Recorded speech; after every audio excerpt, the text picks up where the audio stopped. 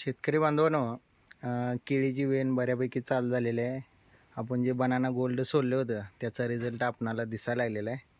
तर बघू शकता इथं गड आहे, इकडं गड आहे, समोर कमळ बाहेर पडलेलं आहे, ह्या बाजूला एक कमळ बाहेर पडलेलं दिसतं. म्हणजे बऱ्यापैकी सगळीकडे येण चालू झालेली आहे.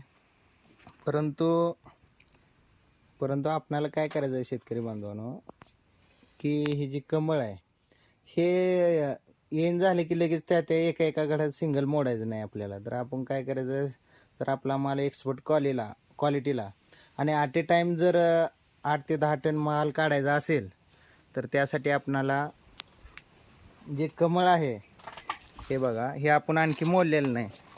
तर हे का मोडायचं नाही, तर ॲट ए टाईम कमीत कमी 250 ते 300 घडांचं कमळ आपल्याला ॲट ए टाईम मोडायचं आहे.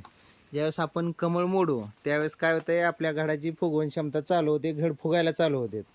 म्हणजे त्यावेळेस आपलं बेनिफिट काय होणार आहे, की आपण ॲट ए टाईम जर 250 ते 300 घडाचं कमळ जर मोडलं तर ॲट ए टाईम आपले ते 250 ते 300 घड फुगायला चालू होतील आणि उतरायच्या वेळेस पण ॲट ए टाईम उतरायला येतील. आणि हे बघा किती फाण्या आहेत तुम्ही बघा, एक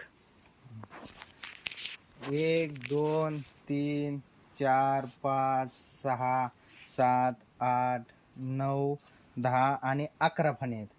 तर 11 फणी आहेत. तर आपल्याला काय करायचं शेतकरी बांधवांनो, शेवटची एक फणी मोडायची, त्या फणीला एक केळ ठेवायचं आणि नंतर कमळ मोडून हे सोडून द्यायचं. अशा पद्धतीनं जवळपास 250 ते 300 घड ॲट ए टाईम झाले की आपण हे राबवायचं. म्हणजे आपलं कमीत कमी 8 ते 10 टन माल निघेल आणि आपले जे केळी आहे ते एक्सपोर्टला जाईल आणि रेट चांगला मिळेल.